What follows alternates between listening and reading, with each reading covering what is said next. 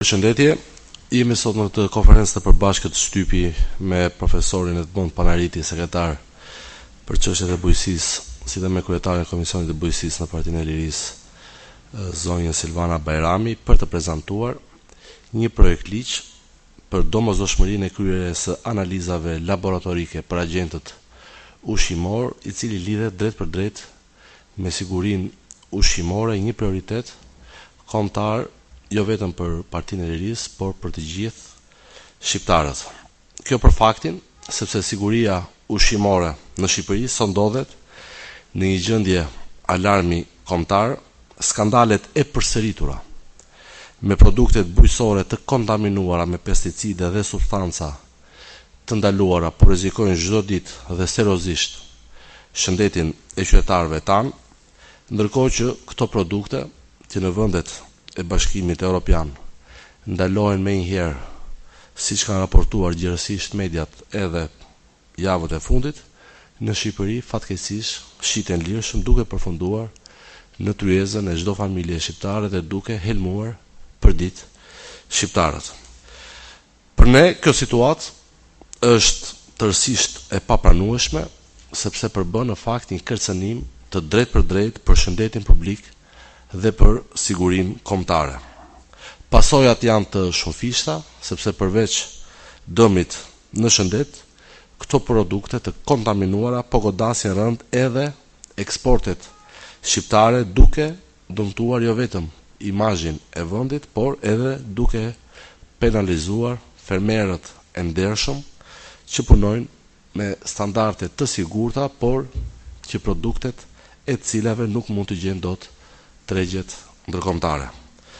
Dhe në kushtet kur tregjet, sidomos europiane, po mbyllen për produktet shqiptare pikërisht për shkak të mungesës së kontrollit dhe të abuzimeve me kimikate, duke komprometuar rënd të ardhmen ekonomike të bujqësisë shqiptare, e cila po goditet jo vetëm për shkak të nënfinancimit, por edhe për shkak se për të dytin vit radhazi Bashkimi Evropian ka ndërprer fondet e IPART 112 milion euro për shkak të abuzimeve dhe mungesës së hetimit të këtij skandali nga drejtësia shqiptare. Partia e Lirisë prezanton sot këtë projekt ligj duke mbajtur një herazi edhe fjalën e dhënë gjatë fushatës së fundit elektorale, ku premtuam se me nisjen e sesionit të ri parlamentar do të depozitonim një projekt ligj në kuvend për sigurinë ushqimore, sepse ne besojmë se siguria ushqimore nuk është luks,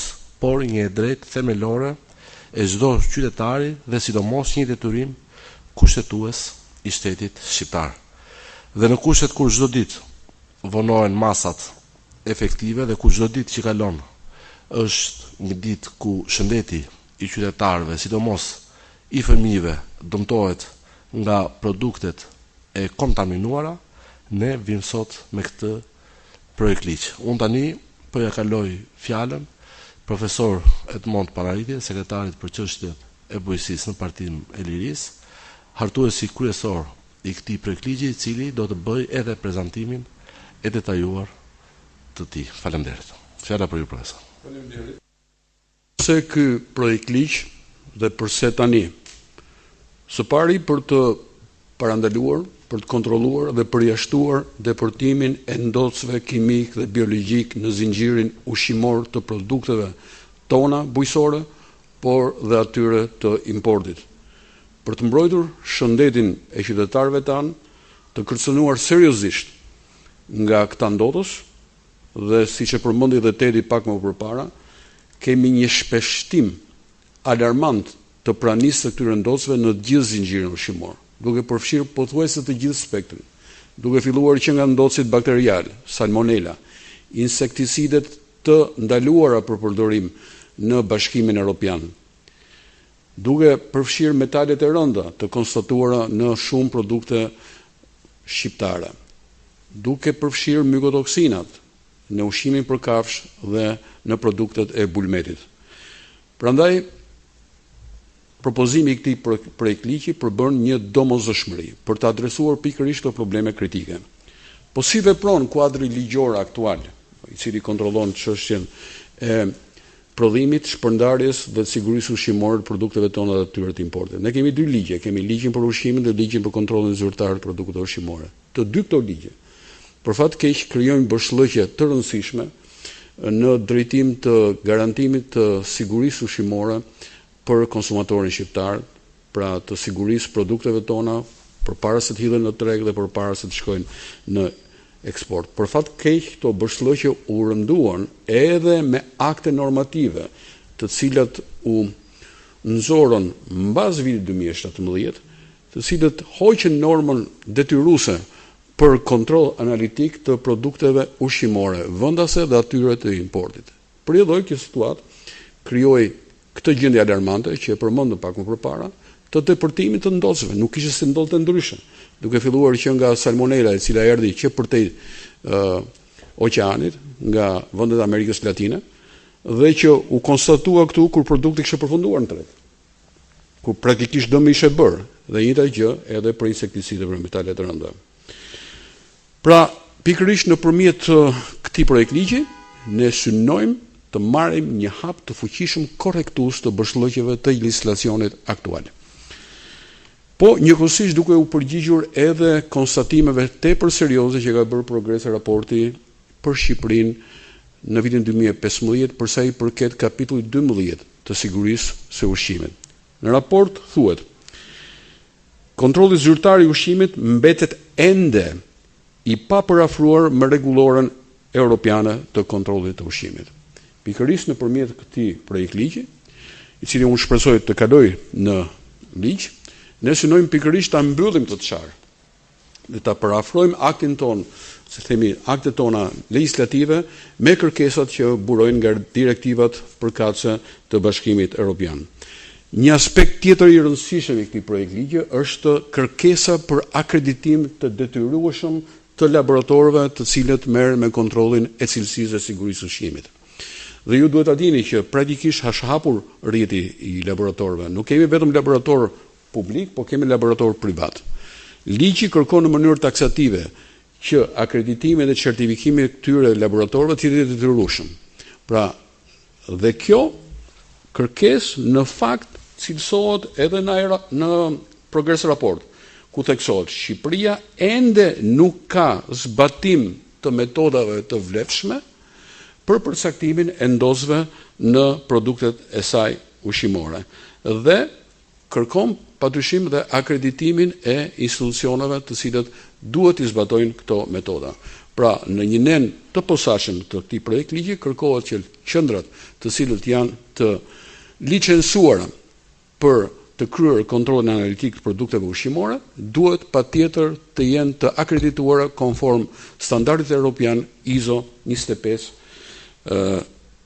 17205. Pra, kjo tashmë nuk mund të lihet si diçka fakultative, askush nuk ka të drejtë të kryejë kontroll analitik të ushqimeve pa qenë i akredituar dhe pa qenë i certifikuar. Kjo është një përgjegjësi që ne kemi në radhë parë ndaj konsumatorit shqiptar, por edhe ndaj tregjeve tuaja, sepse po i humbim këto tregje. Nga fakti që ata në mënyrë sistematike po na kthejnë produktet tona, padyshim humbet kredibiliteti. Nuk bëhet fjalë vetëm për disa qindra ton kilogram perime apo frutat konfiskuar, po bëhet fjalë për humbje të besueshmërisë, e cila është vështirë të ribehet dhe të rifitohet, po që se çedon në sistemin e gjurmimit dhe identifikimit. Pra, edhe në raport me kërkesat që derivojnë nga Progres raporti 2015, ky projektligj është në linjë. Dhe ajo që është më kryesore në nenin 7 të këtij projektligji bëhet një parafrim dhe një transpozim i direktivave të Bashkimit Evropian në fushën e sigurisë ushqimore me përcaktimet ligjore. Dhe kjo është një arritje dhe që do ta ndihmojë Shqipërinë, se ju e dini që ende nuk kanë hapur negociatat për kapitullin e bujqësisë, po Shqipëria padyshim që duhet i hapë këto negociata dhe ky projektligj ndihmon shumë në negociatat në kapitullin e 12 që ka të bëjë me sigurinë ushqimore dhe me veterinarinë. Dhe së fundi, një apel i cili shkon për ligjvënësit tanë. Unë mendoj që ky projektligj duhet ketë gjithë vëmendjen dhe përkrahen mbështetjen e duhur nga ligjvënësit tanë, sepse është një detyrim që ata kanë si kundër gjithë ne ndaj konsumatorët shqiptar, i cili sot ndodhet në gjendje paniku, i cili sot ndihet i pasigurt nga ushqimi që ofrohet në tryezë, po edhe në raport me vetë shëndetin e tyre dhe familjeve të tyre. Dhe prandaj mendoj që ky projekt ligj duhet kaloj, padyshim duke kaluar procedurat parlamentare të diskutimit në komision seancë plenare, po bëhet fjalë për një diçka thelbësore që siç e përmendi edhe zoti Blushi, ka të bëjë me ruajtjen e shëndetit publik, por është një çështje e rëndësishme e sigurisë kombëtare. Faleminderit. Faleminderit profesor. Unë vetëm doja të shtoja një detaj. Ky projekt ligj në fakt vjen në vazhdim e projektligjeve që grupi parlamentar i Partisë Lirisë ka depozituar në parlament, vjen pas propozimit ton për uljen e TVSH-së së ushqimeve, po flasim për një projekt ligj që është në të njëjtën logjik dhe vjen në ndihmë pikërisht të shqetësimit më të madh që kanë sot qytetarët, që është kosta e lartë e jetesës, çmimet që kanë shkuar në stratosferë dhe siguria ushqimore, e sidomos për nënat e reja, të cilët kanë një padyshim, siç e tha profesori, në një gjendje paniku pikërisht për situatën alarmante në të cilën ndodhet siguria ushqimore sot, që flasim dhe nga denoncimet e shumta që janë bërë në media pikërisht për këtë cilësi të munguar në tregun shqiptar. Që kështu unë i bashkohem edhe profesor Panaritit në thirrjen që ta çojmë përpara këtë iniciativë, pikërisht sepse është në interes publik, e sidomos në këtë situatë ku procesi i integrimit europian më së pari nuk duhet bëhet thjesht në letër, po të ofrojë standardet që ka Bashkimi Evropian për qytetarët, e mbi të gjitha për qytetarët shqiptar. Faleminderit.